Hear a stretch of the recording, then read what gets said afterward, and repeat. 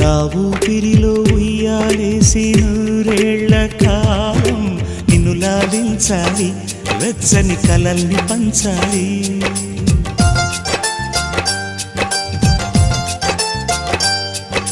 నీ స్నేహంలో స్నానం చేసి నా కన్ని దేహం ధరించిపోవాలి, తీయని స్వరాలు పాడాలి.